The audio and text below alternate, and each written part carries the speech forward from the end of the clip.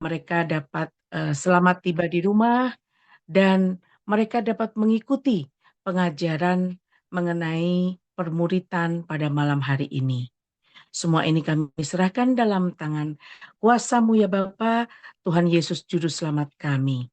Kemuliaan kepada Bapa dan Putra dan Roh Kudus, seperti pada permulaan sekarang, selalu dan sepanjang segala abad. Amin. Dalam nama Bapa dan Putra dan Roh Kudus. Amin. Amin. Ya, selamat malam kembali semuanya. Kita akan memulai seri daripada webinar kita. Jadi seri daripada webinar kita ini sebetulnya ada 3 seri. Yang pertama adalah pemuritan, ya, atau discipleship. Kemudian yang kedua adalah kekudusan, dan yang ketiga adalah evangelisasi. Jadi dimulai dari pemuritan, kemudian kekudusan, kemudian evangelisasi. Dari untuk webinar kali ini sebetulnya diambil dari meditation talk yang waktu itu diberikan oleh Father Lawrence dalam transkripnya beliau, yaitu judulnya Christian Life in the Light of Christian Meditation. Jadi ini adalah meditation talk yang dilakukan beliaunya itu di tahun 2019 dalam ceramah beliau di Singapura, kurang lebih di bulan Januari 2019. Jadi judul aslinya adalah itu tadi, Christian Life in the Light of Christian Meditation. Nah, ini dibagi menjadi 3, ya, yaitu permuritan, kekudusan, dan evangelisasi. Nah, pada kesempatan ini, webinar ini kita buat menjadi 5 seri. Karena pemuritan ini akan kita bagi dalam 2 sesi. Sesi pertama malam ini, sesi kedua akan dilakukan tanggal 2 Februari. Kemudian sesi ketiga kita masuk ke dalam kekudusan di tanggal 9 Februari. Kemudian evangelisasi yang pertama tanggal 23 dan ditutup pada tanggal 2 Maret adalah evangelisasi yang kedua. Nah, untuk pemuritan ini akan dibawakan materinya oleh Bruder Bayu, kemudian nanti kekudusan oleh Romo Siriakus, dan sesi yang ketiga adalah Romo Vincent membawakan 2 sesi yang terakhir. Apa sih sebetulnya ini, kita mau belajar apa gitu tentang pemuritan ini gitu ya. Jadi nanti kita akan simak bersama-sama, tapi sebelumnya saya mau memperkenalkan diri dulu. Oh, susunan acara dulu. Oke, doa pembukaan kita sudah lakukan. Kemudian saya akan membacakan CV dari pembicara. Sebetulnya pembicara kita malam ini sudah famous ya, udah ngetop gitu. Kalau di kalangan MK, Bruder Bayu siapa sih yang nggak kenal gitu ya. Bruder Bayu nanti kita akan bacakan CV-nya, kemudian akan ada pengajaran kurang lebih 1 jam. Kemudian kita berikan waktu break 5 menit, persiapan kita menuju meditasi. Kita akan meditasi bersama selama 10 menit. Kemudian setelah itu baru kita buka sesi tanya jawab. Jadi kalau Bapak Ibu mau bertanya, silahkan tulis dulu di chat ya. Nanti kita akan bacakan pada saat sesi tanya jawab. Nah, setelah sesi tanya jawab kita akan ada pengumuman dan kemudian kita tutup dengan doa penutup pertemuan komunitas.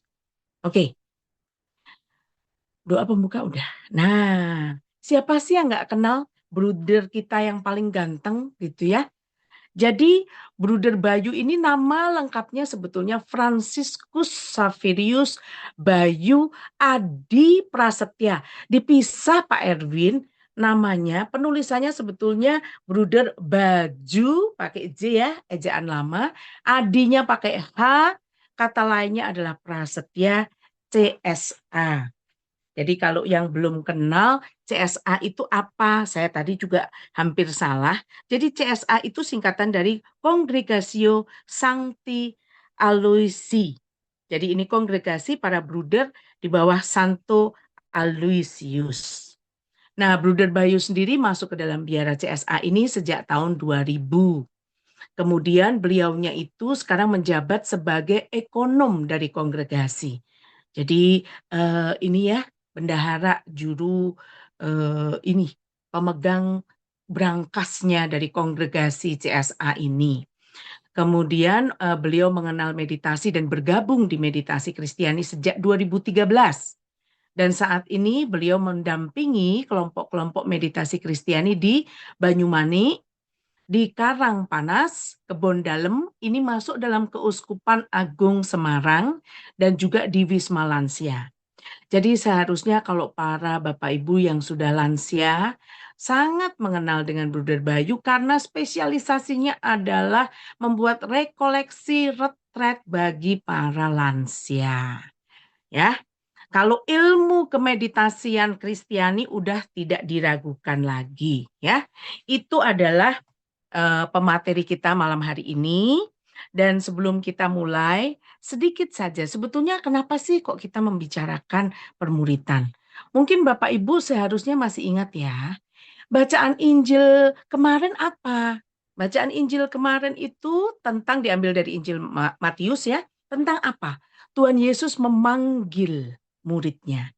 Mulai dari Simon Petrus, Andreas gitu ya. Yakobus, Yohanes gitu yang dibahas kemarin. Nah, sekarang kita pas banget ini timingnya dengan pengajaran kita tentang permuritan.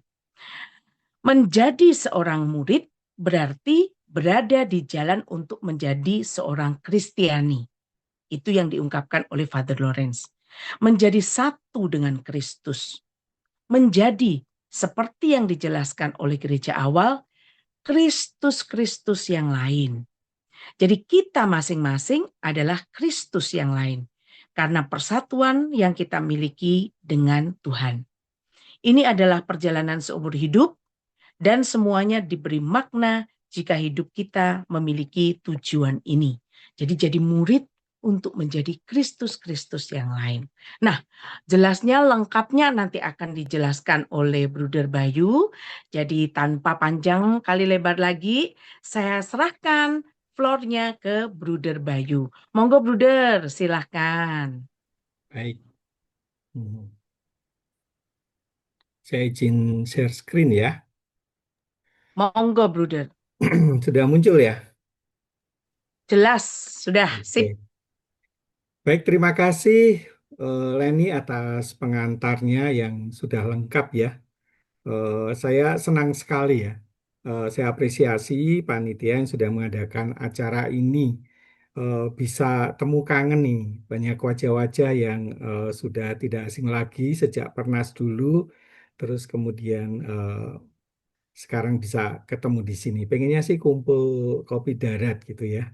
Tapi Mm-mm. paling tidak acara ini bisa sedikit mengobati kerinduan kita. Selamat datang Bapak Ibu para meditator. Terima kasih sudah bergabung di dalam webinar ini. Eh, Tadi eh, sudah ada pengantar sebenarnya dari Leni tentang eh, inspirasi dari materi webinar kita itu ya. Jadi eh, WCCM itu secara rutin itu membuat tulisan-tulisan ya, atau disebut meditatio talks. Penulisnya juga macam-macam, tidak selalu Father Lawrence Freeman, tapi juga ada pembicara yang lain juga. Dan secara rutin mereka itu menerbitkan Meditatio Talks ini 3 bulan sekali gitu. Jadi setahun itu paling tidak ada 4 Meditatio Talks. Dan yang menerbitkan itu adalah tetangga kita ya, komunitas MK Singapura ya, dengan media-medianya itu. Tetapi materi dan isinya itu dari WCCM pusat sana. Tadi sudah disampaikan bahwa webinar kita ini diinspirasi oleh salah satu tema Meditatio Talks, yaitu Christian Life in the Light of Christian Meditation, kehidupan Kristiani di dalam terang meditasi Kristiani. Nah, di dalam tema ini ada 3 elemen penting dalam kehidupan Kristiani kita itu. Ya. Yang pertama adalah pemuridan atau discipleship, kemudian kekudusan, dan evangelisasi. Nah, kami akan bertiga, saya, Romo Sirakus, Romo Vincent, sudah bagi tugas nih untuk menguraikan, menemani para meditator di dalam webinar ini untuk mendalami eh, tema-tema ini. Jadi karena ini sebuah seri ya, seri Meditasio Talk, jangan sampai terlewat. Jadi mari kita ikuti terus webinar ini supaya kita semua mempunyai pemahaman yang lengkap tentang kehidupan Kristiani di dalam terang meditasi Kristiani. Oh ya, saya harus menyebutkan ini Ibu Siska yang di Jogja yang selama ini rajin untuk menerjemahkan bahan-bahan ini Meditasio Talks dalam bahasa Indonesia dan kemudian sudah dicetak sendiri, lalu kita semua bisa pesan, eh, kemudian nanti silahkan kalau ada yang mau pesan. Termasuk tema-tema ini semua juga sudah pernah dicetak dan juga masih ada puluhan tema yang lain. Jadi sekali lagi eh, kita bersyukur punya banyak meditator yang punya talenta untuk berbagi, menerjemahkan dan memperbanyak materi-materi meditasi. 10 tahun yang lalu itu sulit sekali ya untuk mencari referensi tentang meditasi Kristiani ini. Tapi sekarang begitu berlimpah, banyak buku-buku. Eh, saya yakin sudah ada katalognya itu ya. Nanti bisa silakan menghubungi siapa yang menghubungi Bu Josephine barangkali atau Bu Siska Bu untuk Siska penyediaan untuk Bu Siska buku-buku, ya. Oh ya, ya.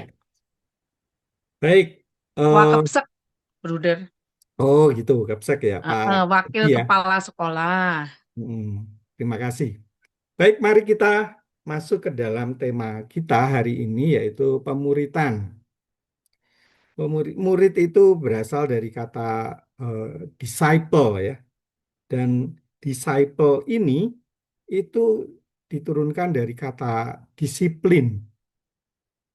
Dan sebenarnya dua kata ini itu diturunkan dari kata Latin. Akarnya itu dari bahasa Latin. Yang sama, disiplin dan disciple dan disiplin itu. Yaitu bahasa Latinnya discipulus. Discipulus itu artinya eh, murid ya, murid atau learner, pembelajar. Nah, seorang murid itu adalah seorang yang berdedikasi untuk belajar dari seorang pemimpin dengan cara mengikutinya. Sedangkan disiplin itu adalah sebuah latihan, pelatihan yang ketat, pengendalian diri, dan kepatuhan pada aturan yang diperlukan untuk bisa menguasai ajaran tersebut, sehingga bisa membentuk sampai membentuk karakternya. Nah, kita diingatkan oleh John Min bahwa meditasi itu pertama-tama bukan soal teknik, bukan soal cara, tetapi soal disiplin. Disiplin mengucapkan mantra, disiplin menyediakan waktu sehari 2 kali, disiplin hadir bersama Tuhan. Nah, bicara soal murid, kalau ada murid pasti ada gurunya. Dalam konteks pemuridan ini, guru kita adalah Tuhan Yesus sendiri. Dan kita tahu dari berbagai macam cerita, kisah di dalam Perjanjian Baru, bahwa Yesus itu banyak sekali pengikutnya ya. Dia punya fans yang banyak karena memang Yesus mengajar dengan penuh karisma ya. Beda dengan pengajar-pengajar yang lain juga dengan tua-tua agama, para Farisi. Orang-orang melihat Yesus ini sangat berkarisma. Sehingga begitu banyak orang yang datang ketika dia itu mengajar di pantai, di bukit, Dan juga selain mengajar, Yesus cukup populer karena ia juga melakukan banyak mujizat, ya, penyembuhan-penyembuhan. Bahkan ia pernah memperbanyak roti sampai 5.000 lebih. Dan itu hanya dihitung untuk laki-laki saja, belum perempuan dan anak-anak. Sehingga memang dia ini pengikutnya banyak. Nah, meskipun pengikutnya banyak atau fansnya banyak, tapi muridnya itu ternyata hanya sedikit. Dalam kitab suci, kita bisa melihat kisah Yesus mengutus para murid. Di sana disebut ada 70 murid, ya, dan 12 rasul itu bagian dari itu. Jadi dari begitu banyak pengikut, ya, penggemar, fans, tetapi hanya sedikit yang menjadi murid. Ini menarik, ya. Mari kita mencoba lebih masuk ke dalam lagi. Saya ingin mengajak kita untuk melihat perbedaan antara penggemar, fans, dengan murid. Ada perbedaan yang sangat besar menjadi fans dengan menjadi murid. Kalau menjadi penggemar itu mudah dan sangat menyenangkan. Kalau ada pertemuan, show, itu selalu ramai. Ada meet and greet, orang datang. Seru pokoknya. Tetapi begitu selesai acara, lalu orang pulang, tidak ada hubungan lagi. Tidak ada relasi lagi. Itulah fans, ya. Mereka kembali ke dunianya masing-masing. Ini berbeda dengan seorang murid. Menjadi murid itu berarti punya relasi. Dan relasinya itu sangat dekat. Bahkan seorang murid mesti selalu mengikuti gurunya. Karena itu murid Yesus tidak banyak. Dan Yesus sendiri yang memilih para murid itu. Yesus sendiri yang memanggil murid-muridnya. Karena memang menjadi murid harus ada komitmen, harus ada penyerahan diri. Sehingga ini sangat menantang. Bahkan kita juga masih ingat dalam kitab suci itu orang-orang protes, ya. Pengajarannya begitu keras. Siapa yang bisa tahan? Itu. Lalu orang-orang pergi meninggalkan dia. Tapi Yesus bertanya pada murid-murid, apakah kamu juga mau pergi? Gitu.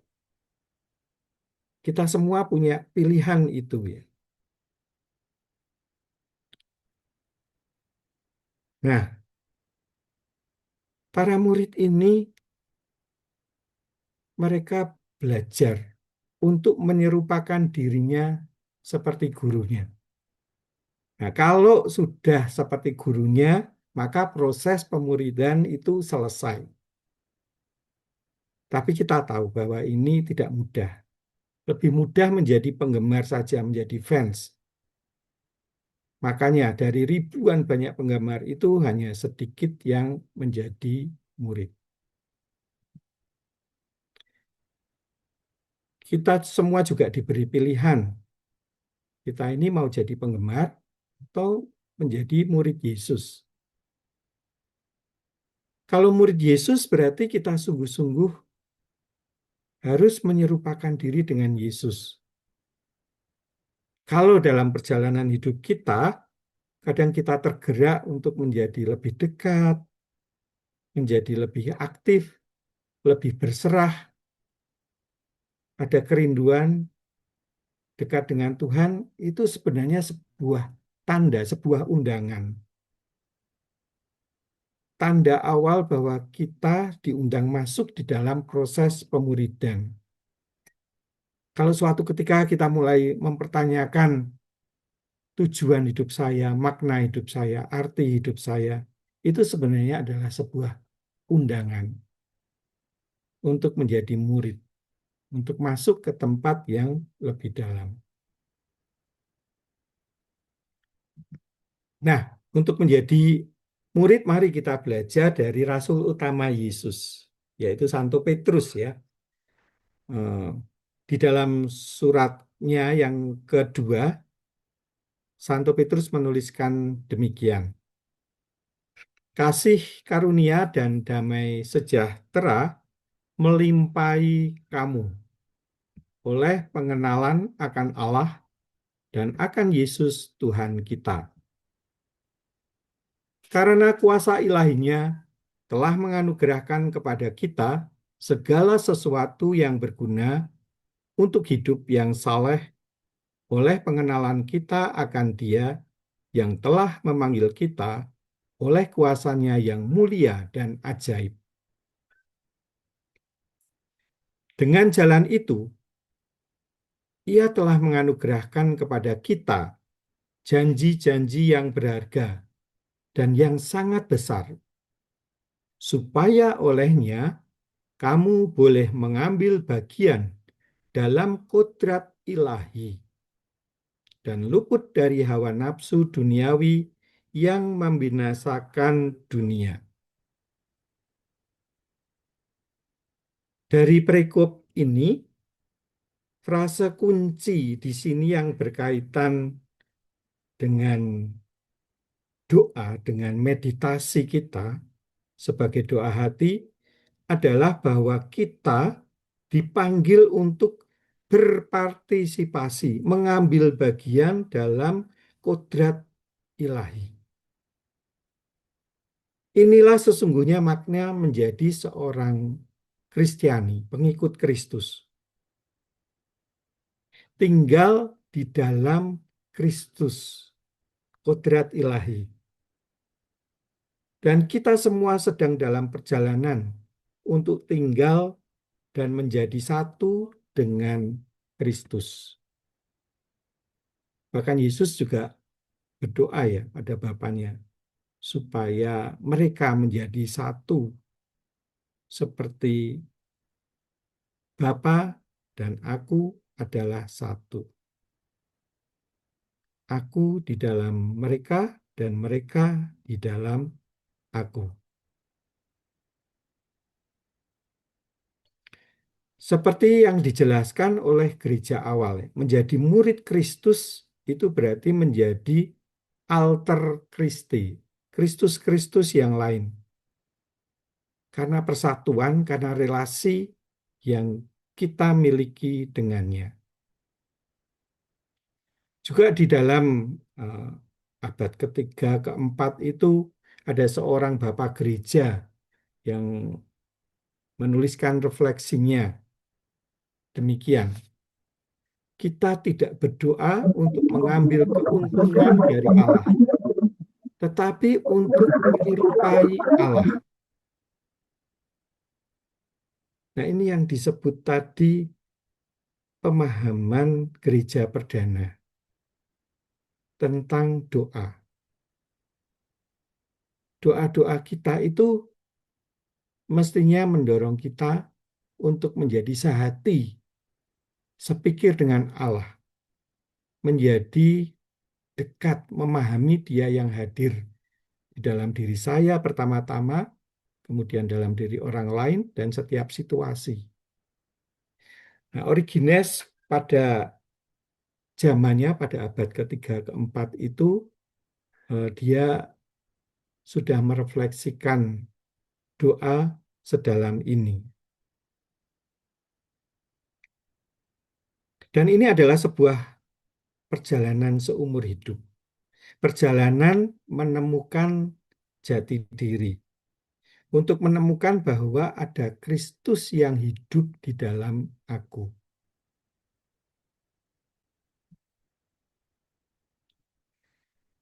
Kita dapat belajar menjadi murid dari para rasul. Karena gereja dibangun di atas ke-12 rasul. Dan di mana mereka sendiri itu dibangun di dalam Kristus. Kita tahu bahwa sebelum memilih 12 murid, itu Yesus berdoa di gunung sendirian. dalam doa yang mendalam. Kemudian ketika dia turun dari gunung, lalu dia pergi dan mulai memanggil murid-murid secara pribadi. Para murid ini akan menjadi model pemuritan untuk setiap generasi, juga bagi kita di zaman ini.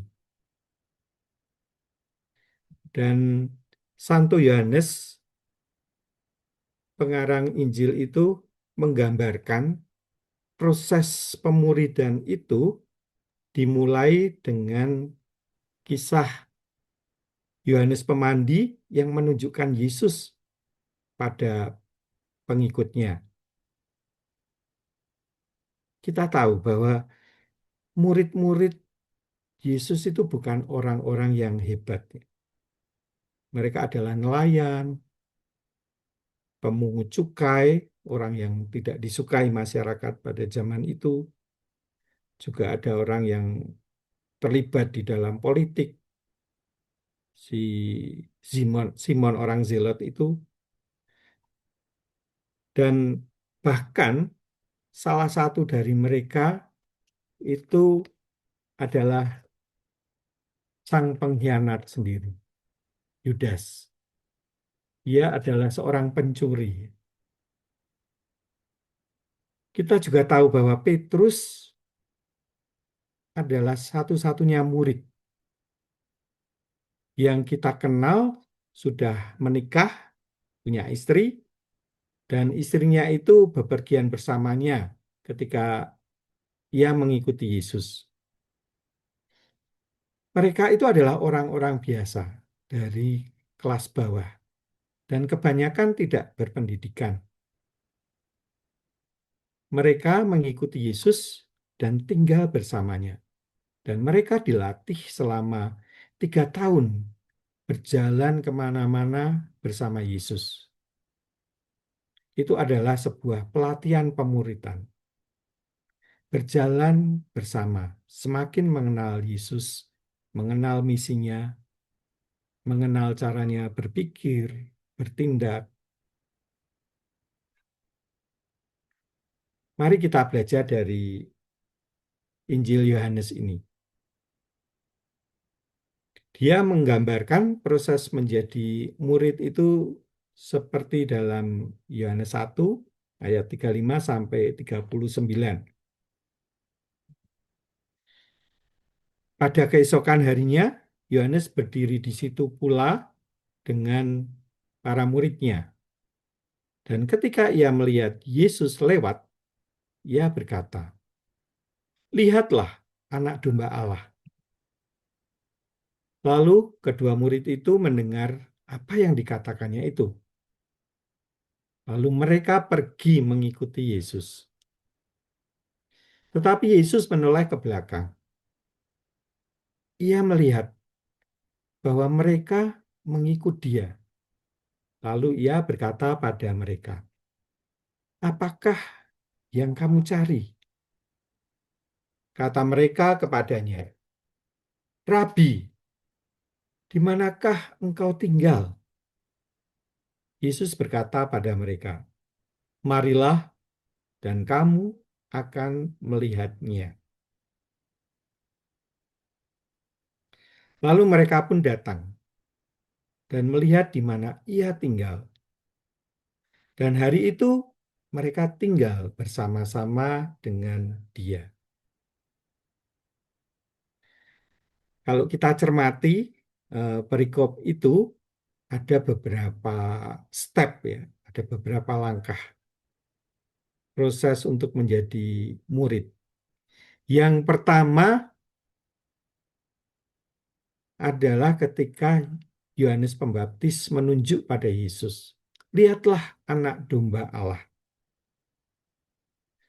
Nah, ini juga terjadi di dalam hidup kita masing-masing.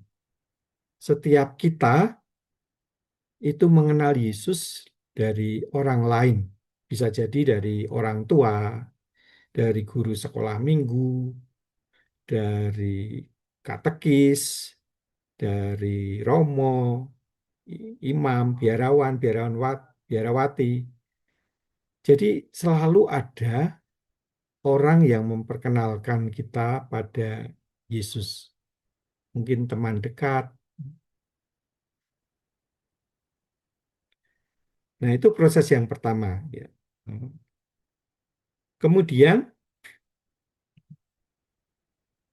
kita mulai tertarik. Para murid itu mulai tertarik dan mengikuti Yesus.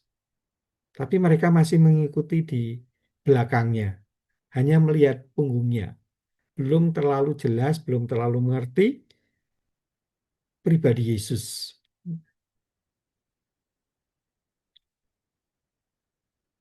Kemudian tahap yang ketiga itu ketika Yesus mulai berbalik dan melihat mereka yang mengikutinya. Nah, ini adalah proses di mana pemuridan itu betul-betul dimulai. Ada relasi pribadi. Kita melihat, Yesus melihat kita yang mengikutinya, memperhatikan dan mengasihi kita. Dan di sini relasi yang sebenarnya mulai dimulai. Inilah momen dalam kisah di mana mereka itu menjadi terhubung dengan Kristus, connect, mulai ada hubungan relasi. Tahap berikutnya, Yesus mulai bertanya. Dia berkata kepada mereka, "Apa yang kamu cari?"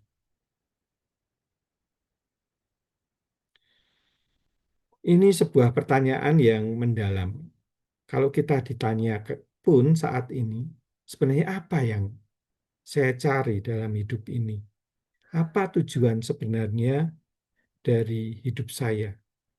Apa makna ini? Apa prioritas hidup saya? Itu semua pertanyaan yang mestinya harus kita tanyakan pada diri sendiri setiap hari.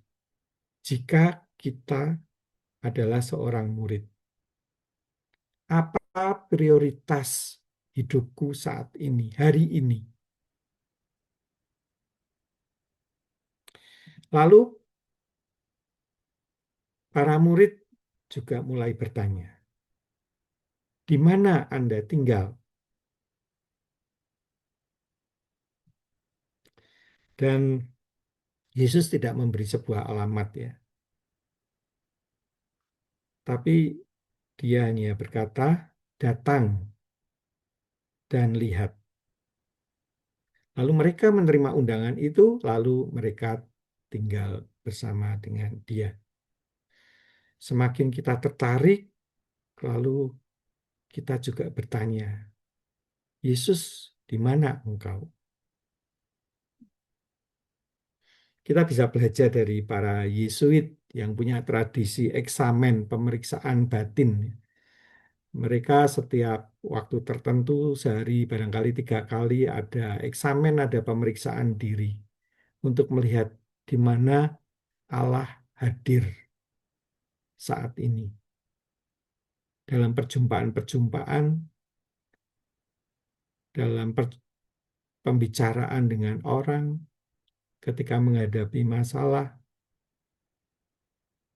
Nah, sama sebenarnya meditasi kita itu juga mengembangkan intuisi kita, indera ilahi, mengembangkan apa ya, kepekaan, kepekaan kita akan Allah yang hadir. Pertama-tama, Dia tidak pernah meninggalkan kita, bahkan Dia tinggal dalam hati kita.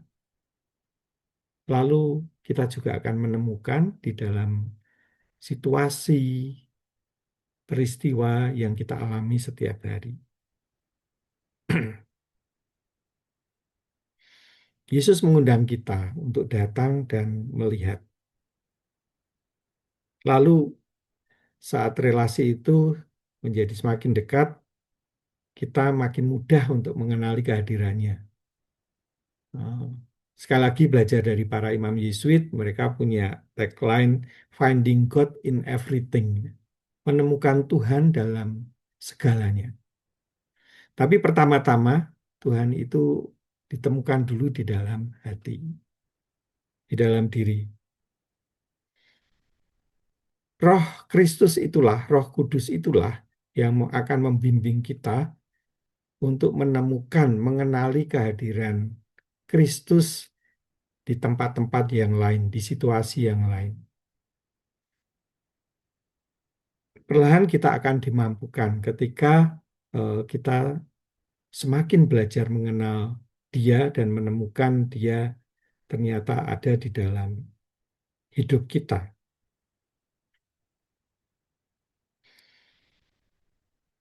Jadi itu adalah tahapan pemuritan.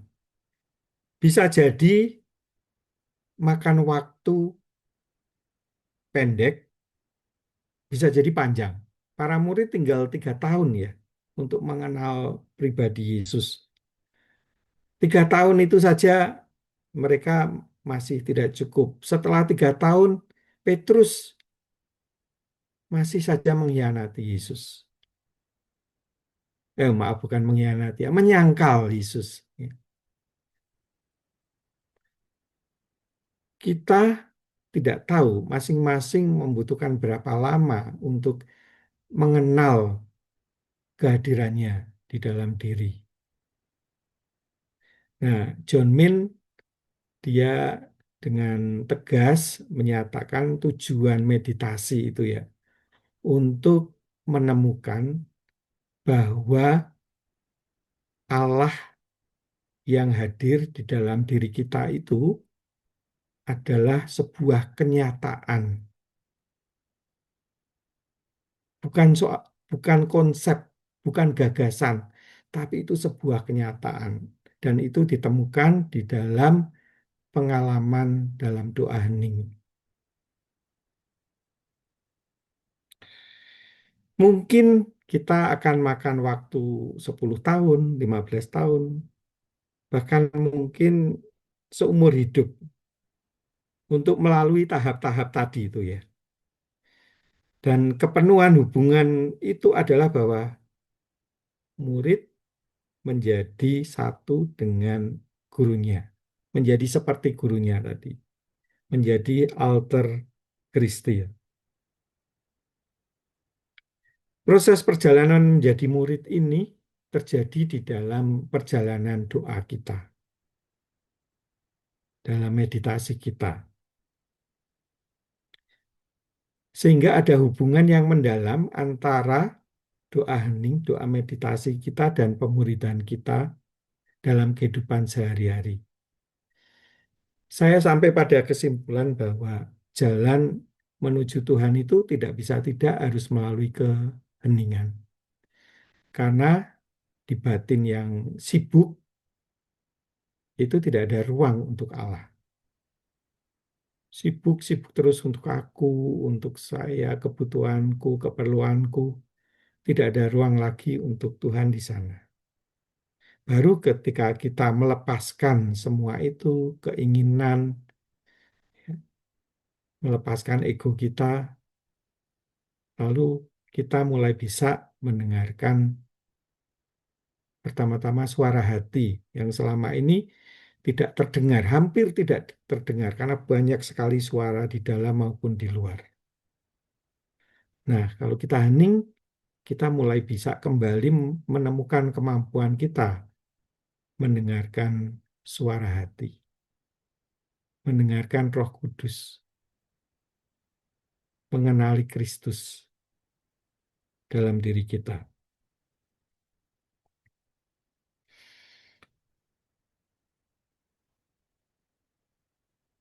Kita sampai pada apa itu doa sendiri. Ya. Proses menjadi murid itu terjadi di dalam doa. Dan doa itu tidak untuk membujuk Allah. Doa bukan sihir, bukan penyuapan terhadap yang maha tinggi. Doa itu adalah sebuah relasi. Tujuan doa adalah untuk mengubah pikiran saya menjadi sehati dan sepikir dengan Kristus, untuk mengenakan pikiran Kristus, merasakan dengan hati Yesus, menolong dengan tangan Yesus, melihat dengan mata Yesus, karena semakin mengenal Dia. Dia di dalam aku dan aku di dalam Dia.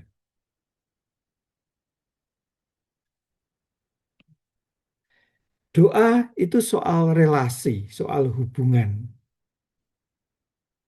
Dan pengenalan akan Tuhan itu tidak sama dengan pengetahuan dari belajar teologi, belajar tentang ketuhanan, belajar tentang dogma-dogma hukum-hukum dan doktrin agama. Meskipun itu semua juga perlu ya, penting untuk mengembangkan wawasan.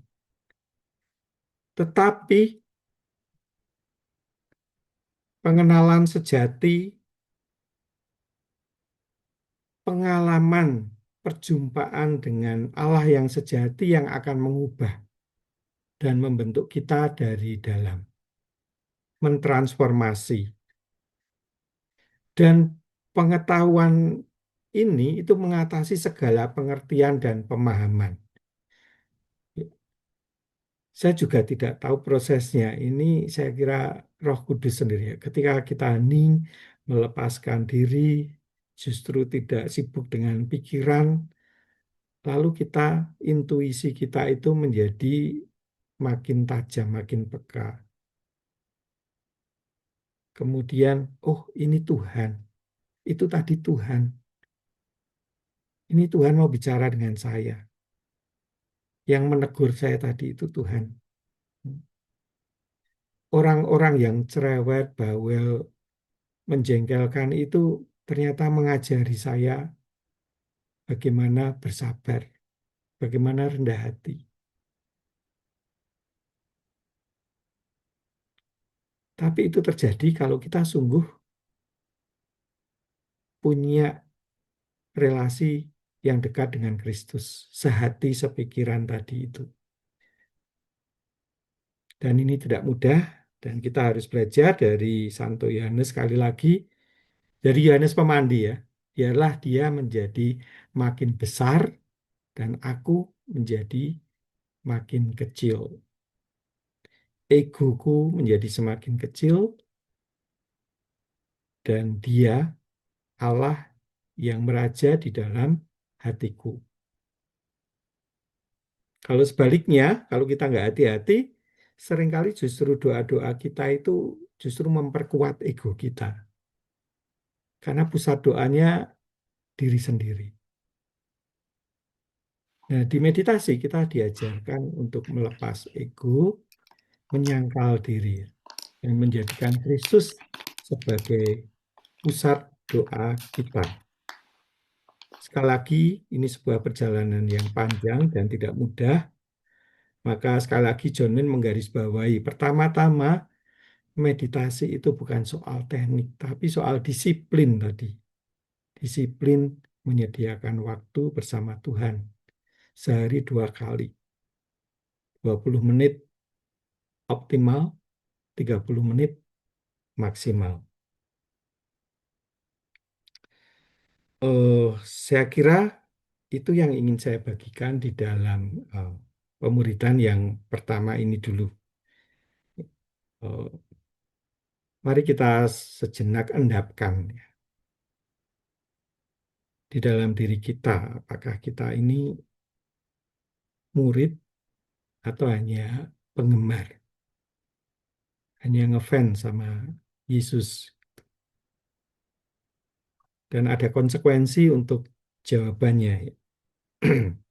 Saya kira kita semua yang hadir di dalam ruangan webinar ini itu menjawab undangan pemuridan ini.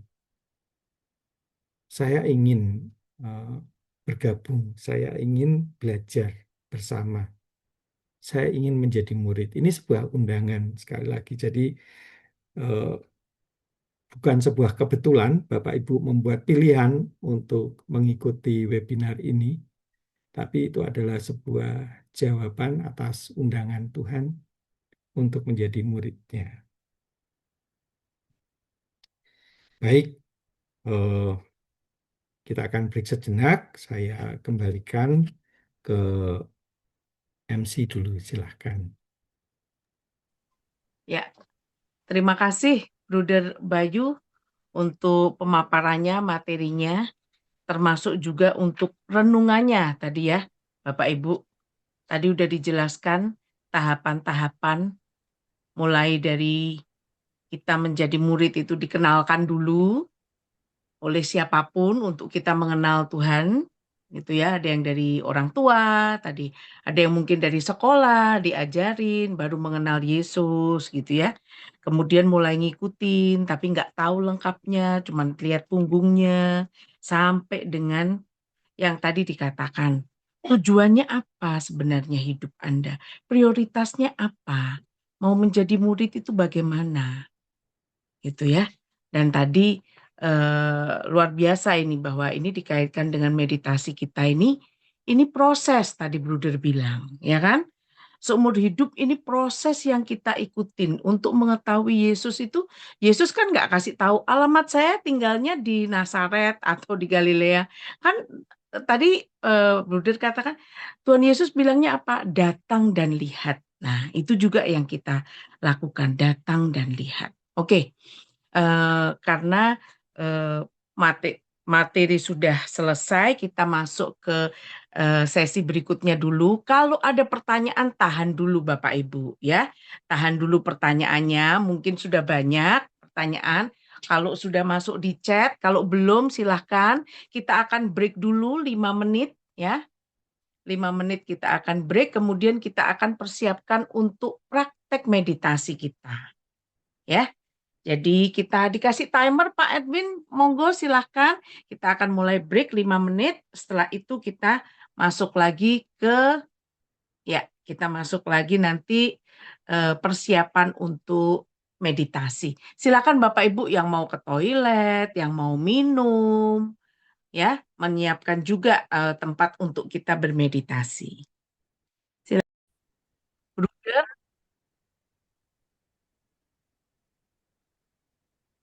Bruder, ini cek, Bruder. Ya, Ya, kita langsung masuk ke sesi tanya jawab ya, Der. ya, silakan. Oke, pertanyaan pertama ini dari Bu Heni dari MK Pati. Apa arti permuritan? Pertanyaan yang pertama. Hmm, Ini saya bacakan dulu 3 pertanyaan, nanti Bruder langsung jawab gitu ya. Atau mau ya, satu persatu, Der? ya, oke. Yang pemuritan, Ya, saya kira secara singkat pemuritan itu ya menjadi murid. Bagaimana menjadi murid konteksnya dalam menjadi murid Kristus itu saja. Tadi saya sudah mencoba untuk membedakan antara menjadi penggemar, menjadi fans, dan menjadi murid. Nah, pemuridan ini adalah itu proses menjadi murid Kristus. Itu singkatnya seperti itu. ya. Hmm. Semoga jelas ya, Bu Heni. Nanti kalau nggak jelas privat ya, Bu. Bisa WA lagi. Oke, pertanyaan kedua. Dari Oma Frida Sulaiman. Dalam kitab Yohanes ayat 8, ini babnya harusnya bab berapa? Jikalau kamu tetap dalam firman-Ku, kamu benar-benar adalah murid-Ku, dan kamu akan mengetahui kebenaran, dan kebenaran itu akan memerdekakan kamu.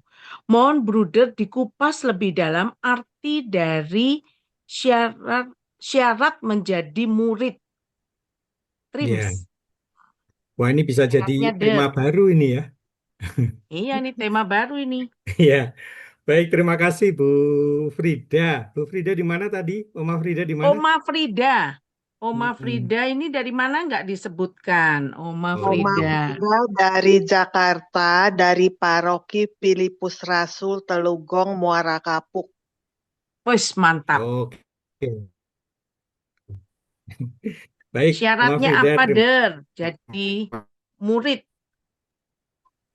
kasih pertanyaannya. Saya mencoba eh, menjelaskan bagaimana menaati firman itu bisa membebaskan gitu ya.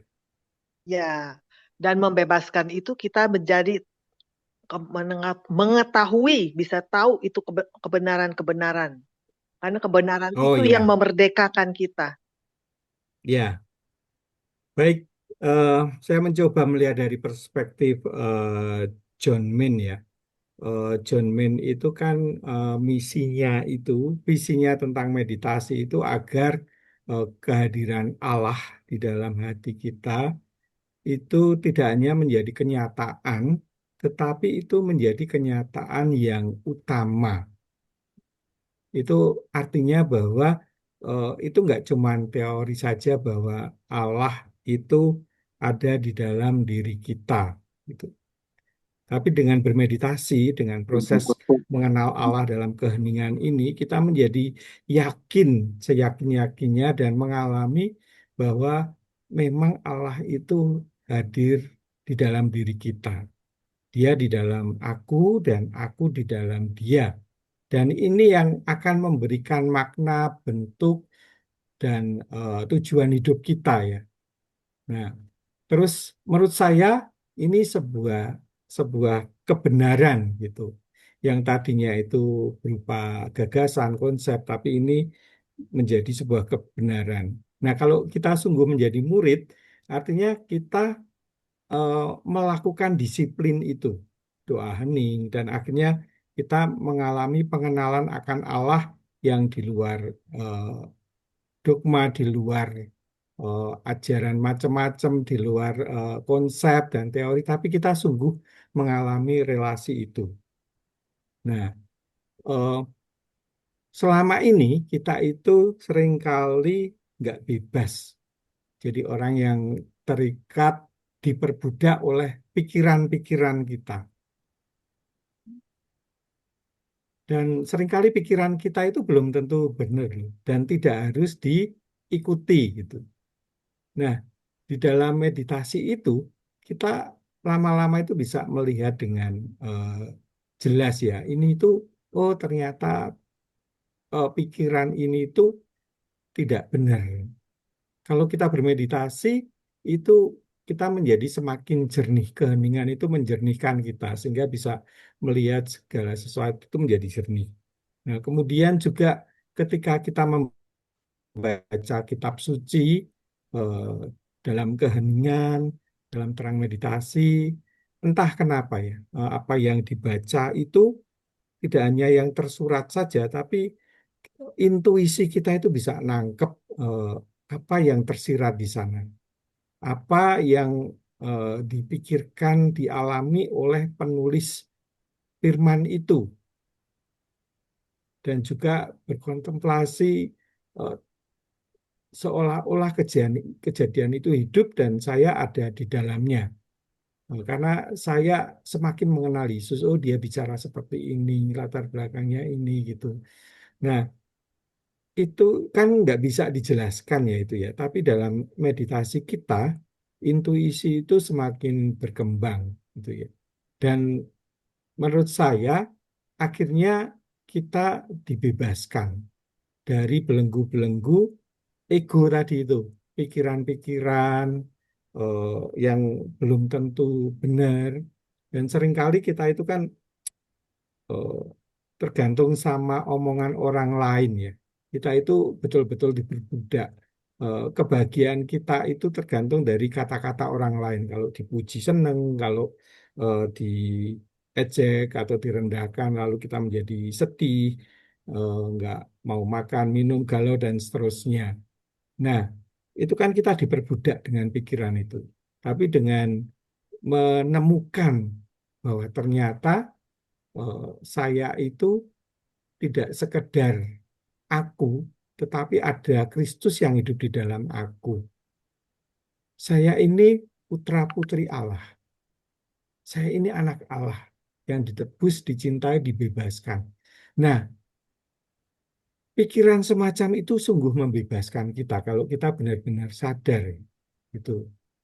Lalu kebahagiaan kita nggak tergantung pada omongan orang, pada situasi, tapi kebahagiaan yang sejati itu dari dalam. Nah, dengan keheningan itu, dengan disiplin seorang murid, lalu kita semakin mengalami Tuhan, sehati sepikir dengan Tuhan, kemudian membaca firman pun juga entah kenapa kita melihat apa yang tersirat di sana. Nah, saya menangkapnya seperti itu. Semoga Oke, bisa membantu ya, Oma Firman. Oma Firman ya tadi ya. Frida. Oh, Oma Frida Oma ya. Frida, Oma ya. Frida, Ya, maaf, di betul. Jakarta. Ya, betul. Terima kasih, Bruder. Jadi kita bisa tahu, bisa membedakan antara ego, kesadaran, dan pikiran kita. Ya, heeh. Amazing, Bruder. Terima kasih. Sama-sama, Oma Terima Frida. kasih Oma Frida untuk pertanyaannya. Selanjutnya, Bruder, dari Hmm. Ibu Ivon Chandra. Bu Ivon Maaf di mana? sedikit pertanyaan teknis karena belum menjadi murid yang baik. Tadi Bruder mengatakan meditasi optimal 20 menit, maksimal 30 menit. 20 menit bukannya minimal ya? Lalu jika lebih dari 30 menit, apakah boleh? Ada yang mengatakan jika lebih dari 30 menit dikhawatirkan trauma atau luka batin di alam bawah sadar akan muncul dan tidak bisa ditangani dengan baik jika tidak ada pendamping. Ya. Nah, di timer WCCM disediakan waktu hingga 2 jam. Hmm. Silahkan, Bruder. Baik. Ya kalau kita belajar dari John Min, itu ya memang ajarannya 20 sampai 30 menit ya.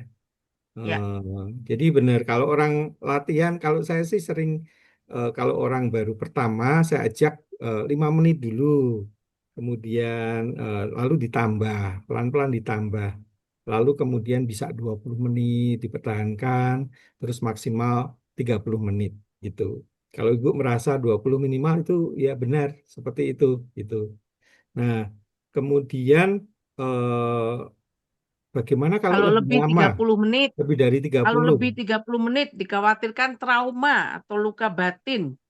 Ya, ya sebenarnya kalau luka batin itu dia setiap orang mengalami itu ya dan punya gitu. Itu kan pengalaman yang tidak enak yang mau disembunyikan gitu. Dalam meditasi itu nggak usah lebih dari 30 lah. Kalau lama-lama kita bermeditasi, luka-luka batin itu akan muncul. Jadi ada dalam pengalaman meditasi itu kok tiba-tiba itu ada perasaan sedih sekali. Kemudian keluar air mata gitu. Tanpa sadar, loh kok saya kok bisa sesedih ini ya gitu. Apa ya gitu. Nah tapi kalau dalam meditasi Kristiani kan kita nggak mencari akar kesedihan itu. Tapi diabaikan, ucapkan terus kata doa ya Maranatha itu. Lalu lama-lama itu tidak mengganggu lagi. Pada awal kita belajar meditasi, biasanya gangguan-gangguan pikiran yang muncul itu ingatan-ingatan jangka pendek yang terjadi kemarin, barusan beberapa jam yang lalu, terus rencana ke depan itu muncul mengganggu pikiran kita gitu. Tapi lama-lama ketika kita bertekun dengan praktek doa hening ini, lalu muncul ingatan jangka panjang. Sampah-sampah yang tadinya itu nggak mau diingat-ingat lagi, itu tiba-tiba juga juga muncul gitu. Nah, yang harus dilakukan pada saat itu sama. John Min mengatakan, abaikan, ucapkan terus kata doamu, ucapkan terus mantramu. Gunakan itu untuk mengusir semua pelanturan yang datang di pikiran gitu. Dan kita memang harus membatasi ya 30 menit. Kadang-kadang, waduh kok enak ya, tak lanjutin gitu. Terus kadang-kadang, aduh kok nggak enak ya, kering ya, nggak dapat apa-apa rasanya. Saya pengen berhenti. Nah, seringkali muncul godaan semacam itu. Saya belajar dari spiritualitas Ignatian ya, karena pada dasarnya Buder CSA itu Santo Aloysius itu kan seorang Ignatian, dia seorang Yesuit yang meninggal usia 23 tahun. Jadi kami para Buder CSA itu belajar spiritualitas Ignatian itu. Eh, di spiritualitas Ignatian juga ada meditasi, tapi meditasinya sifatnya itu diskursif, memakai tiga daya jiwa, pikiran, angan-angan, dan macam-macam itu. Kemudian eh, di sana juga ada aturan mainnya. Jadi di meditasi Yesuit itu 1 jam ya, menyiapkan bahan dulu dari bacaan kitab suci, merenungkan, mengunyah-ngunyah, dan seterusnya sampai pada percakapan itu. Eh, Kemudian aturan mainnya adalah kalau merasa belum saatnya berhenti, merasa pengen ada dorongan untuk berhenti, itu dilawan, dilanjutkan terus sampai selesai waktunya. Tapi kalau merasa enak sekali, aduh, saya masih bisa kuat, saya akan lanjutkan. Nah, itu justru harus di stop gitu. Nah, itu sudah masuk ke permainan ego. Ego itu sifatnya kalau tidak suka lari, dihindari, kalau suka melekat. Nah, jadi kita betul-betul dalam doa ini mencoba belajar untuk mengandalkan rahmat Allah. Kalau kita berdoa dengan lancar, itu juga karunia Allah, bukan usaha kita. Ya. Kadang-kadang kita diberi kekeringan gitu, nggak dapat apa-apa, tapi terus, tetap terus. Itu adalah saat di mana ya kita mesti bergantung pada rahmat Allah itu. Gitu. Nah, jadi seperti itu. Aturan mainnya 20 sampai 30 menit. Kalau mau dalam sebuah retret itu mau ditambah bukan jamnya ya, tapi eh, misalnya lebih dari 2 kali. Ya, Frekuensinya. ya, frekuensinya. Sehari misalnya ada 4-5 kali kesempatan untuk bermeditasi, itu silakan. Itu kan kita belajar untuk connect dengan Tuhan 24 jam. Itu. Nah, kurang lebih eh, seperti itu. Ibu siapa tadi? Maaf. Ivon Chandra. Ivan Chandra ya. Semoga Ya, membantu. Terima kasih. ya, udah terima kasih itu. Jadi kalau di WWCCM memang ada sampai 2 jam, Bu, Hmm. kalau mau ini latihan. Pertanyaan selanjutnya dari Ibu Yeni dari MK Surabaya. Apakah dengan doa atau hening kita dapat menemukan kehidupan rohani dalam kasih Allah dan denyut kehadirannya? Itu pertanyaannya, Buder. Ya, ya justru itu eh, meditasi kita itu eh, mau membangun relasi dengan Allah dan kebahagiaan yang sejati itu ya berasal dari Allah ya. Seperti kata Santo Agustinus itu, hatiku belum akan beristirahat dengan tenang sebelum berjumpa dengan Tuhan. Nah, perjumpaan dengan Tuhan itu akhirnya tidak bisa tidak harus melalui keheningan. Doa hening kita itu menyediakan ruang untuk Tuhan. Ya. Bukan aku yang menjadi pusat doaku dengan semua kebutuhanku, keperluanku, tetapi Tuhan yang menjadi pusat doaku. Bukan saya mendapat perhatian dari Tuhan, tapi apakah Tuhan itu mendapat perhatian penuh dari saya? Nah, maka dalam meditasi itu tidak ada intensi, adanya atensi, perhatian pada Allah yang hadir. Nah, perhatian pada Allah yang hadir ini itu kita belajar untuk sehati sepikir tadi, connect, selalu connect gitu. Kemudian akhirnya kita juga belajar penyangkalan diri ya, menyangkal diri. Pikiran muncul, pikiran itu kan manifestasi dari ego. Nah, kita lawan dengan kata doa, dengan mantra itu. Nah, lama-lama bukan aku lagi yang hidup, melainkan Kristus yang hidup di dalam aku. Kira-kira proses doa hening itu, meditasi kita itu akan membawa kita ke sana. Kalau kita cukup tekun dan setia. Begitu Ya, kira-kira, semoga bisa membantu Ibu ya. ya, terima kasih, Bruder. Selanjutnya, dari Ibu Herlina Parwati dari Jakarta. Apakah dalam kesibukan juga tetap bisa hening atau hening tanpa meninggalkan kesibukan sepenuhnya? Ya. Karena kadang saya merasa ada dorongan untuk melakukan banyak hal terkait pelayanan, tapi juga ada kekhawatiran menjadi terlalu sibuk dan malah jadi kering. Hmm. Baik, terima kasih pertanyaannya, bagus sekali. Ya, awal kita belajar doa hening itu kita butuh tempat yang hening ya untuk bisa membantu duduk diam, terus hening dan sederhana itu. Nah, tapi lama-lama karena latihan keheningan ini, batin kita itu menjadi tidak mudah reaktif ya, menjadi tenang gitu. Nah, ini akan merubah kita sedikit demi sedikit.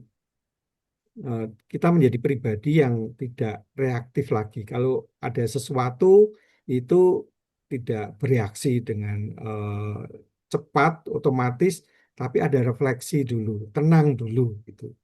Nah, lama-lama proses ini akan membawa kita karena sudah terbiasa hening, sebenarnya orang itu bisa hening di tengah keramaian.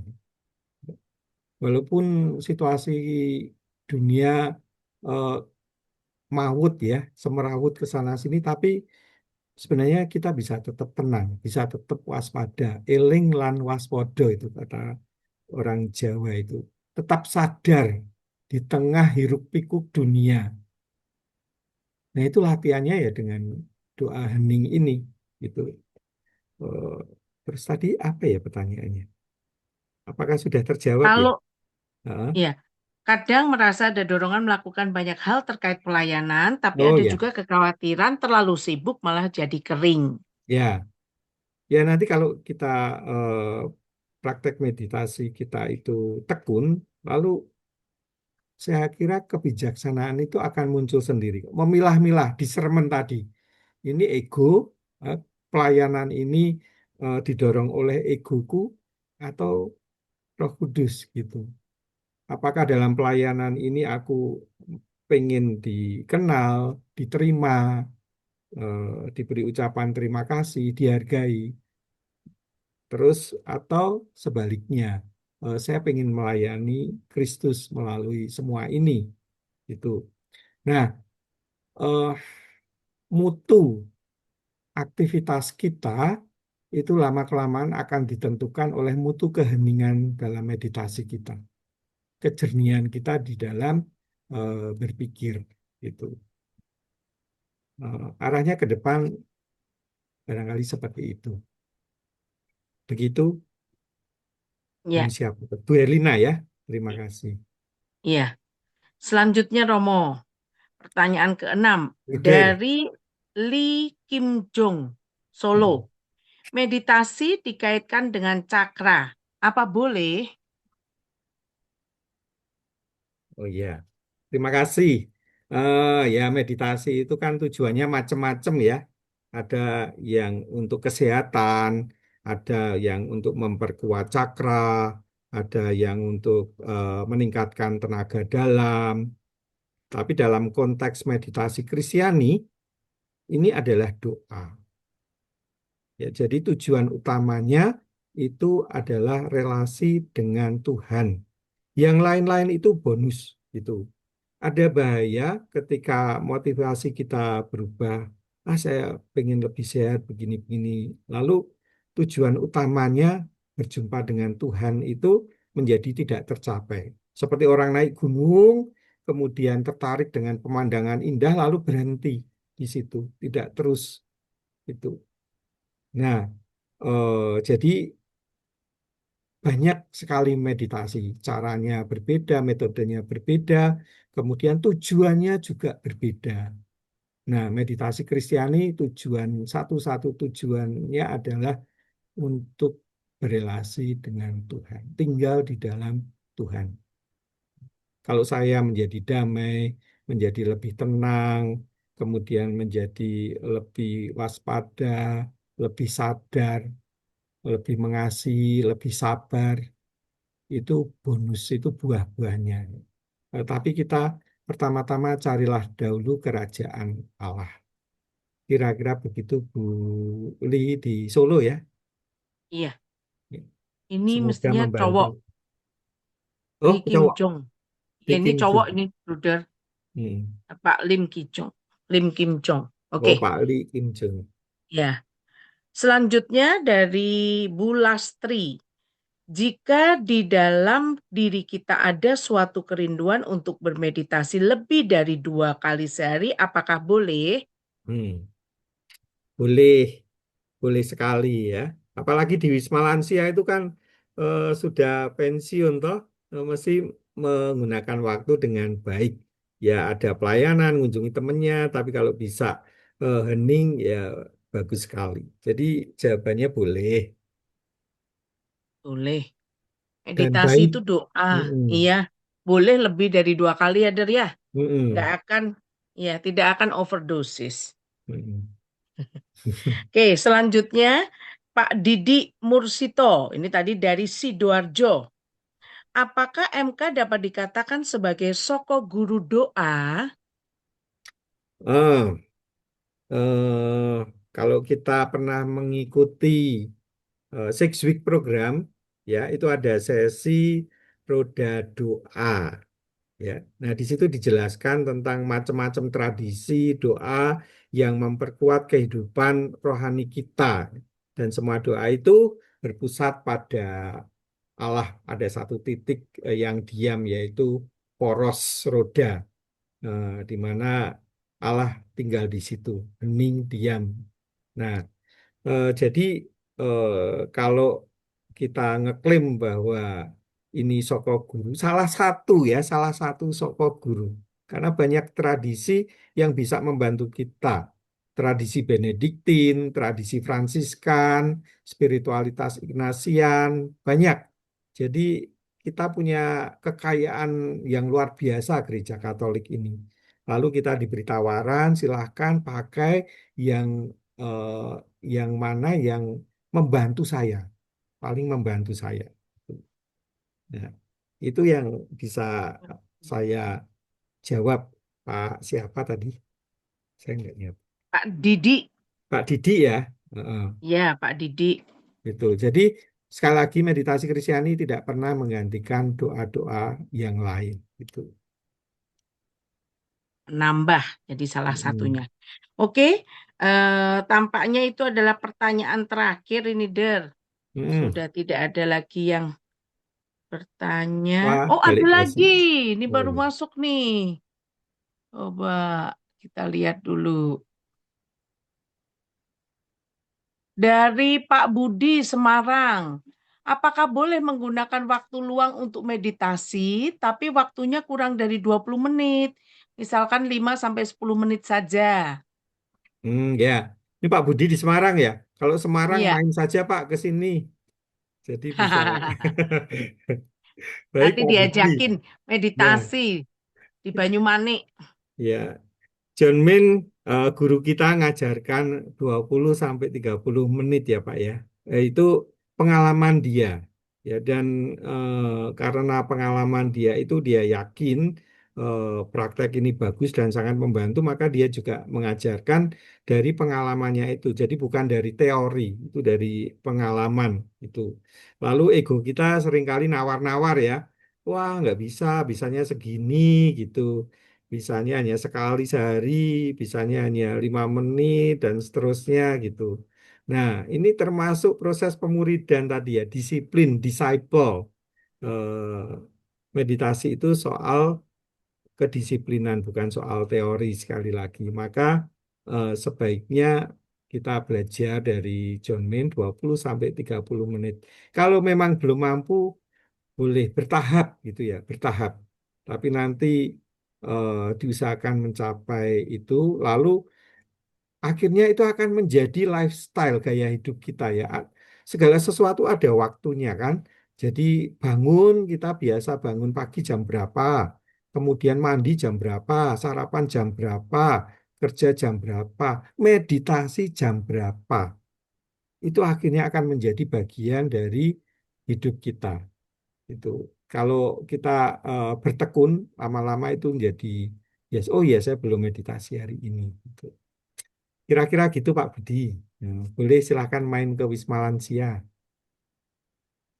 Hmm. Oke, terima kasih udah dikasih tanda oke sama Pak Budi. Hmm. Baiklah, itu tadi kalau sudah tidak ada lagi pertanyaan, kita mau mengakhiri, tapi sebelumnya saya mau berterima kasih dulu kepada Bruder Bayu. Ingat Bapak Ibu, ini baru sesi pertama ya. Jadi pemuritan ini ada 2 sesi ya Bapak Ibu, jangan lupa pemuritan ini ada 2 sesi, jadi jangan ketinggalan. Nanti ada di tanggal berapa ya tadi ya? Tanggal 2 Februari. Tanggal 2 Februari nanti dilanjutkan sama Bruder Bayu, pemuritan sesi kedua. Jadi terima kasih sekali kepada Bruder Bayu. Tadi juga sudah diberikan quote-nya. Proses perjalanan menjadi murid itu terjadi dalam perjalanan doa kita. Sehingga ada hubungan yang mendalam antara meditasi kita dan pemuritan kita dalam kehidupan sehari-hari. Mau jadi murid harus disiplin. Kalau mau disiplin berarti harus mulai disiplin juga meditasi. Dengan bermeditasi kita kan semakin mengenal nih akan Allah. Karena tadi kan membangun relasi. Jadi kalau mau jadi, tadi ada yang bertanya syaratnya apa jadi murid? Syaratnya yang pertama disiplin. Jadi marilah kita disiplin juga di dalam bermeditasi. 2 kali sehari 20-30 menit pagi dan sore. Terima kasih Bruder. Nah ini saya numpang lewat untuk adanya pengumuman. Nah tuh bukunya itu ya.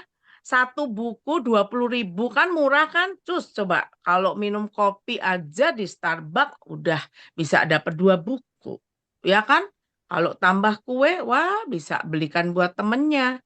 Jadi serianya ini ada 3 ya, pemuritan, kekudusan, evangelisasi. Nanti kalau tidak ditulis di chat, boleh juga ditulis di grup nanti kalau sudah dibuka sama Ibu Jojas. Kita kan lagi dikunci nih sama Bu Jojas ya, nanti boleh dituliskan pesanannya. Nanti bisa dikoordinir melalui koordinator komunitasnya juga boleh ya. Itu yang pertama. Yang kedua, saya mau jualan lagi. Jualan seminarnya Father Lawrence. Coba next-nya. Ya, jadwal sesi saya udah kasih tahu. Nah, berikutnya adalah seminar Father Lawrence Freeman. Siapa yang tidak kenal Father Lawrence? Father Lawrence Freeman ini adalah Direktur Internasional WCCM Pusat, alias koordinator meditasi Kristiani dari pusatnya. Nah, beliaunya ini dalam perjalanan ke Australia mampir ke Indonesia.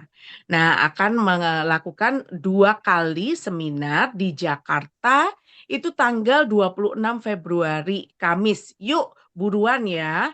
Karena ini kita pakai gedung di Gedung Geraha Pemuda di lantai 4 di Katedral. Jadi biasanya kalau ada Porta Santa itu maju aja terus di situ langsung ketemu sama Gedung Geraha Pemuda. Nah, ini masih ada pertanyaan sebentar ya, Ibu Yohana. Saya jualan dulu. Ini seminar ini belum tentu setiap tahun Father Lawrence itu datang ke Indonesia. Jadi saya minta Bapak Ibu sekalian, yuk berbondong-bondong kita dengarkan pengajaran beliau tentang the future of religion in our changing world. Dalam artian Gimana sih masa depan agama itu di dunia yang terus berubah-berubah ini? Nah, seminar ini nanti jangan khawatir Bapak Ibu, dibawakan oleh Father Lawrence dalam bahasa Inggris, ada penterjemahnya. Jadi mari di Jakarta segera daftar hari Kamis tanggal 26 Februari dan di Surabaya hari Jumat tanggal 27 Februari 2026. Di situ nanti kita ada meditasi bersama, ada pengajaran, ada makan bersama, dan ada misa bersama-sama dengan Father Lawrence dan Romo Siriakus. Ada juga Romo Yuni untuk Jakarta. Kalau di Surabaya ada Romo Fusi, ada Romo Vincent gitu ya. Jadi mari Bapak Ibu, yuk saya jualan ini. Sekarang itu di Jakarta udah 200 lebih, hampir 250. Ayo, tempatnya terbatas, maksimal 300-350 buat di Jakarta. Yang Surabaya ini udah 200 lebih. Ayo yang dari daerah yang bisa mungkin mendekat ke Surabaya atau ke Jakarta, monggo. Saya ajak, yuk mari kita bersama-sama. Karena Bapak Ibu, nanti kalau ditanya, Bu ada nggak nanti ininya? Nggak ada, jadi datang aja. Ya, supaya tahu pengajarannya. Itu Bu, ya, Bapak Ibu. Bu, Ya, nyelip sebentar ya. iya. Saya Sabina, Bu, dari MK Bontang. Saya ingin mendaftar ikut yang di Jakarta ini tanggal 26 itu tadi. Gimana caranya? Caranya nanti dikasih kontak personnya. Jadi nanti bisa mendaftar ke Ibu Retno. Nah, nanti setelah Ada. ini, ya setelah ini nanti di grupnya akan dikasih flyer yang ada nama kontak person untuk mendaftar, Bu Sabina. Mantap banget. Saya tunggu ya Saya Bu, dapat, dari Bontang. ya, Jauh-jauh itu dari Kalimantan. saya dapat nomor kontaknya nanti di mana, Bu? Di grup, kan Ibu masuk di grupnya kan? Ya, Masuk di grup, nanti di grup akan grup dibagikan flyernya. grup Di kita grup ini. ini, webinar ini. Oke, siap. Ya, di Makasih. grup webinar. Ya, Ya. sip. Oke. Masih ada jualan saya yang lain nggak ya Pak Edwin? Mbak, saya lihat kerpaan Ah, saya dulu. habis. Oh, habis, jualannya udah Ya, habis. Oke, fokus tadi di sini masih ada dulu. satu pertanyaan, Der. Hmm. Ini kita masih punya waktu 13 menit sebelum kita tutup. Mungkin kita kasih kesempatan ya, Bu Der. Tadi ada satu yang nyelip, tadi saya lihat di